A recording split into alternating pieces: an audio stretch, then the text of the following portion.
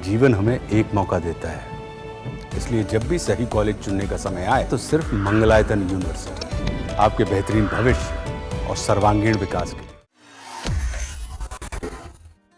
भारत में सबसे बड़ा नेटवर्क है रेलवे का और ज्यादातर लोग अपने गंतव्य तक पहुंचने के लिए रेलवे का इस्तेमाल करते हैं।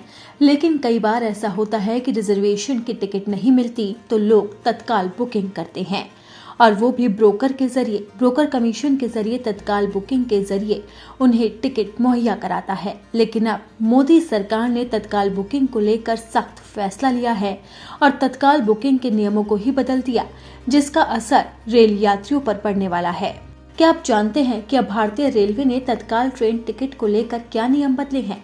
इसमें आधार लिंक करना भी एक काम है। तो चलिए जानते हैं कि आप कैसे अपने IRCTC अकाउंट से अपना आधार कार्ड लिंक करवा सकते हैं। अगर आपके भी IRCTC अकाउंट से आपका आधार कार्ड लिंक नहीं है तो आप इसे बड़ी आसानी से करवा सकते हैं।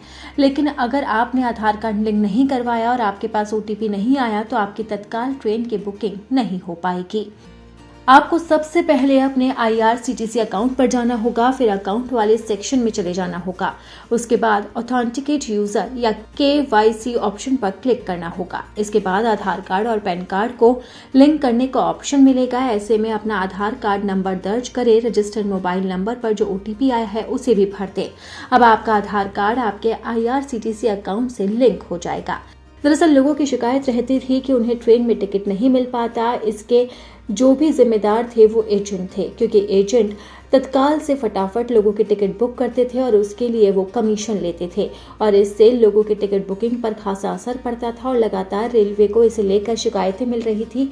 इसीलिए रेलवे ने अब ये बड़ा कदम उठाया है। वहीं इस फैसले को लेकर रेल मंत्री अश्विनी वैष्णव का बयान भी सामने आया।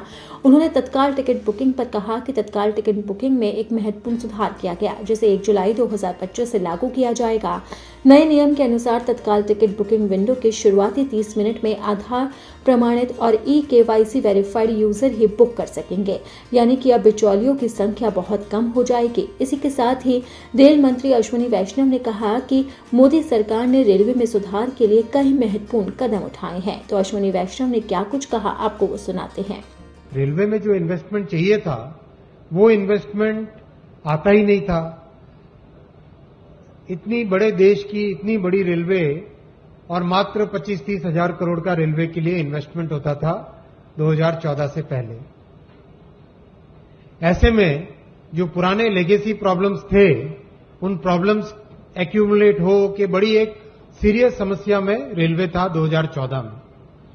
वहां से आज तक इन 11 वर्षों में मोदी जी ने एक सस्टेन्ड वे में, एक बहुत ही मेथोडिकल वे में रेलवे के डेवलपमेंट का काम किया है। सबसे पहले रेलवे का बजट बढ़ाया। रेलवे का जो बजट 24-25 हजार करोड़ होता था उसको बढ़ा के 2.5 लाख करोड़ तक लेके आए। हर तरीके से प्रोजेक्ट के एग्जीक्यूशन पे फोकस किया। किस तरह से यात्रियों को नई सुविधाएं मिले उस पर ध्यान दिया। रेल मंत्री ने साफ तौर पर कहा है कि रेलवे में सुधार के लिए सख्त फैसले लिए जा रहे हैं और इसी का नतीजा है कि रेल मंत्रालय ने नए तत्काल टिकट बुकिंग के नियम जारी कर दिए हैं, जिसका असर लाखों रेल यात्रियों पर पड़ने वाला है।